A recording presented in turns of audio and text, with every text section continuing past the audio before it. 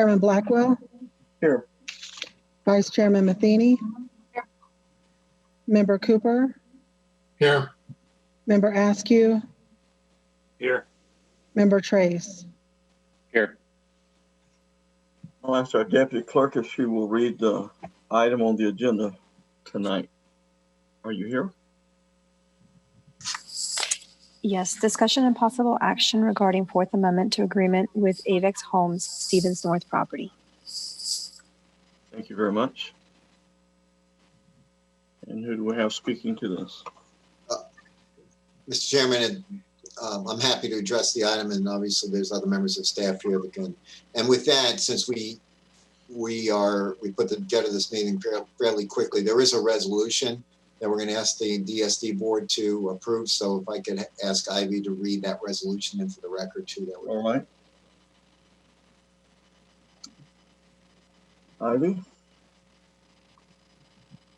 Give me 1 second, please. Okay.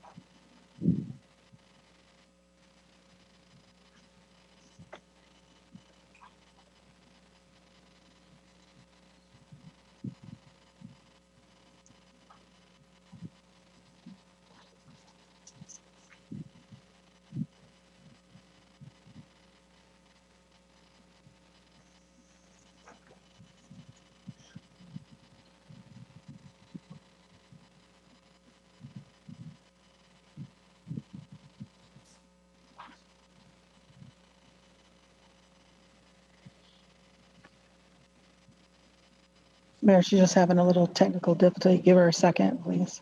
Linda, do you have the resolution number for this?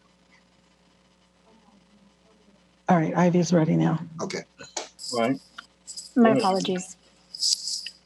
Resolution number 2020-006R, a resolution of the Board of the Stevens Plantation Improvement Project Dependent Special District approving a Fourth Amendment for the agreement dated March 12, 2020 with Avex Homes LLC for the sale of 142 plus minus acres Stevens North property, authorizing the chairman or the vice chairman to execute the Fourth Amendment and providing an effective date.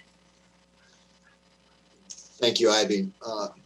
So members of the board, the item before you tonight is this resolution to consider and for your consideration and approval of the Fourth Amendment to the March 2020 agreement with Avex Homes. So the current agreement provides that Avex Homes would build the connector road from Buddinger Road to Canoe Creek Road and across the Stevens North property. We had a lot of discussion on this at the city council meeting last week, so you're all familiar with the plan that we've been working on with regard to that connector road for several years now. That connector road was planned and designed by the city. It was always the intention that the buyer of the Stevens North property or possibly the city would build the road, and that's how this agreement was negotiated. That was a term that the DSD and the city brought to Avex Homes, as well as all the other suitors for this property, and that would be part of the deal. As a result, there was a closing contingency in the contract of March of 2020 that required the approval of a mobility fee credit agreement between Avex and the city for Avex to build the road essentially on behalf of the city and receive impact fee, mobility fee credits for that. As you're aware, there was a lot of discussion with this at the October 22nd meeting. At that time, there was council consensus that the connector road, as it was originally planned, is not required nor in the best interest of the city at this time. And there was, based on information that was provided by Avex Homes, that included an alternative plan to work with Furtick Road and provide the cross connection through that area. The city council essentially provided us consensus that the connector road was not required. Next slide, please, Kathy. So the Fourth Amendment to this contract removes the requirement that Avex build that connector road. As a result, it also removes the approval of the mobility fee credit agreement as a closing condition, contingency on this contract. And it also provides that the closing would occur 15 days after all the remaining closing contingencies are met, or no earlier than November 15th of 2020. The remaining closing contingencies are the approval of the conceptual master plan / concept plan, which we will talk about at the city council meeting in a second, and then confirmation related to the release of the CDDA bonds on this property, or the adjustment of the purchase price that was set forth in a previous amendment to this agreement. So tonight we're asking the DSD board to approve this Fourth Amendment. And again, the main piece is it removes the requirement for AVIX to build what we've referred to as the connector road from Buddingter to Canoe Creek Road, and removes the requirement of the mobility fee credit agreement with the city. And we're recommending approval. And if you have any questions, I'm happy to answer. Thank you. Is the applicant wanting to speak to these changes?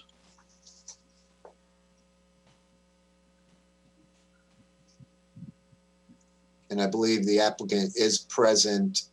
And Linda, for your information, or Kathy, they are, I think they are signed in under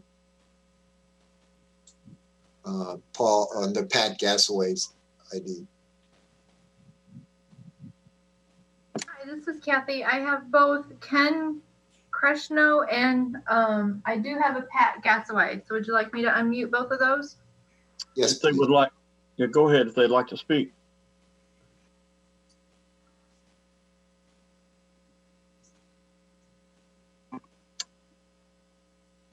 Ken, are you wanting to speak to this? This is, okay, hang on. Sorry, guys. This is Eric Marks with AVEX Homes. Can you hear me? Can now, yes. Now you gotta turn my volume up there. Sorry, guys, we're having technical problems. Give us just one moment. Okay.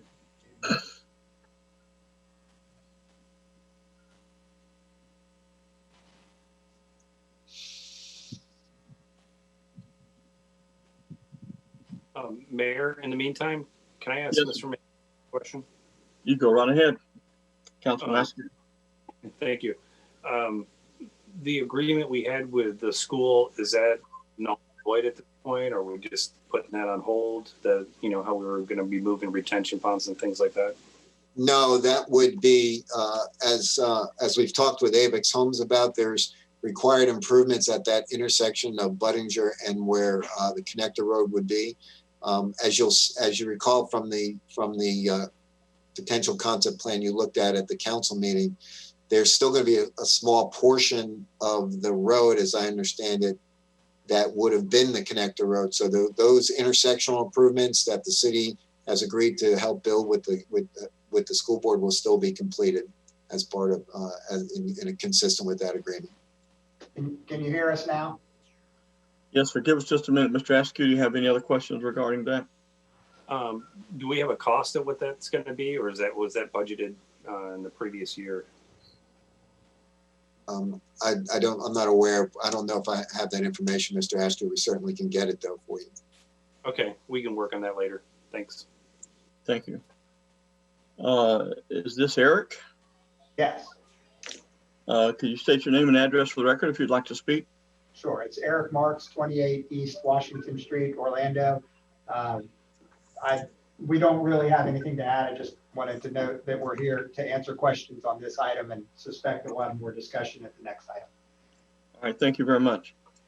Madam Clerk, is there anyone in the chamber there or online to speak to this?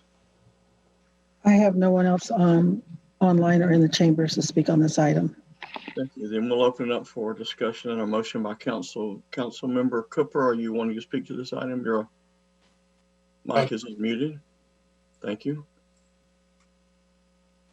Councilmember Trace.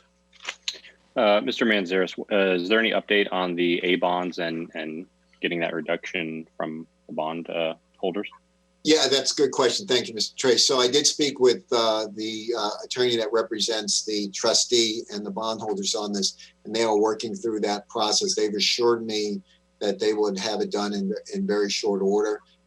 As you might recall, when we had the Galleria contract, there was a similar provision in that agreement, and they were able to get that waiver done, please. So they're essentially just updating that waiver, getting the sign off on it, and we would expect to have that fairly quickly.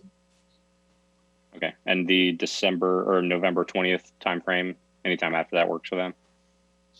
Yes, well, we are actually hoping that based on the conceptual site plan, if the council were to approve it, that this would close right about November 20th, and that works very well for the bondholders, yes. Okay. Thank you. Councilmember Matheny. Mr. Manzares, when you were doing your slideshow, it said contingent on the bondholders dropping the A bonds or us reducing the price. Yeah, that was in the term that the bondholders agreed to, is that they would either release the full amount of the A bonds, or at the option of the district, there would be a reduction in the purchase price by an equivalent amount of the bonds, which is $1.2 million. So that was an added contingency. Actually, I believe that was one of the things that AVIX asked for, because they wanted to make sure that they would still be able to go through the closing after all this investment they have in the project. So the bondholders are agreeable to that. We don't think that piece is going to happen, because as I indicated earlier, we firmly believe they're going to waive the A bonds. So could you just state for anybody listening about the sale of this property, like none of the proceeds, even if there were excess proceeds, come to the city, that this all goes to the bondholders? Absolutely, ma'am. So as you all know, the Stevens Plantation indenture related to the bonds that are out there provides that the sale proceeds from the property sales are divided up to pay essentially 3 sets of bonds. There's A bonds on the property, which we were referring to, there's B bonds on the property, and there's dependent special district bonds on this property. So all of the money the net proceeds of the sale, after all the costs and expenses are paid, and frankly, the back taxes on the property, all of the proceeds would go to the trustee to be distributed to the bondholders, and none of the money would go to the Stevens Plantation Dependent Special District, nor any of the money would go to the city of St. Cloud. And sorry, just to put belt and suspenders on that. And if there's a shortfall? If there's a shortfall, then the bondholders will be taking they will not receive the full return on their principal that's in the bond. So they will take a haircut, for lack of a better expression. Right, and the city is not responsible for any shortfall. The only obligation that the city had, or the DSD had, was related to the sale proceeds from the sale of property. So the DSD is obligated to give them all of the sale proceeds from the sale of the property, but no additional dollars. Thank you. I just wanted to reiterate that for anybody watching. Good point, Councilmember Matheny. Any other questions? Mr. Mayor. Councilmember Cooper, please. All right. Dan, I guess we're not paying any tax bill as far as the taxes, right? We are not paying the DSD is not paying ad valorem taxes on the property. However, because of the fact that we have there's a cattle grazing lease that allows for the agricultural exemption. However, the DSD is responsible for the CDD related assessments for operating and maintenance of the community development district that is Stevens Plantation, as well as the assessments associated with the currently outstanding A bonds and B bonds on the property. And that is the considerable amount of money. Those amounts, off the top of my head, those amounts alone, not the ad valorem tax, but the CDD related assessments, including the A bonds, I believe are about $160,000 to $170,000 a year. That the city is going to have to pay. If this property doesn't close by the next tax year, the city will have to pay it. And as you might recall, the last time we were looking at this contract related to sell the property, the sale was postponed, and the city actually had to write a check to pay off some of the outstanding taxes for the 2017 year, I believe. And then that was about $200,000 that had to be paid at that time by the city. Okay, so we're still a year or two behind?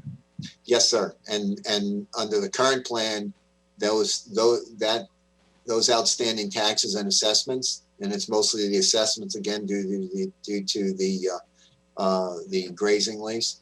Those assessments would be paid out of the sale proceeds. So the city nor the DSD would have to write a check for those funds. They would come out of the sale proceeds from the Abex Homes purchase price. Okay, I'm pulling your teeth, I guess, to find out. So we don't have to pay anything.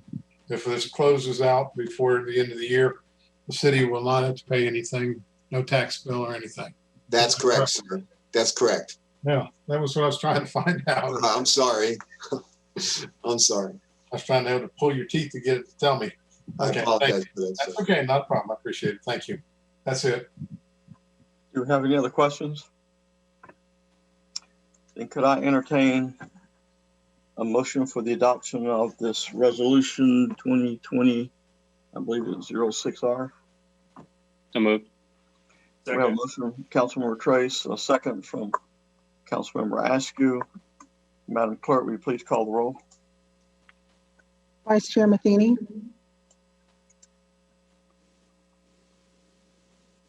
Aye. Member Cooper, Aye. Member Askew, Aye. Member Trace, Aye. Chairman Blackwell. Aye. Motion carries 5-0. Thank you very much. Mr. Manzares, do you have anything else for us at this time? If there are no objections, we will be adjourned from this DSD meeting. Can we go straight into the council meeting, or do we need to wait, Mr. Manzares? It's up to the clerk. I think we're ready to go. Right, Linda? We need 5 minutes for the AV technical side. Okay. Sorry.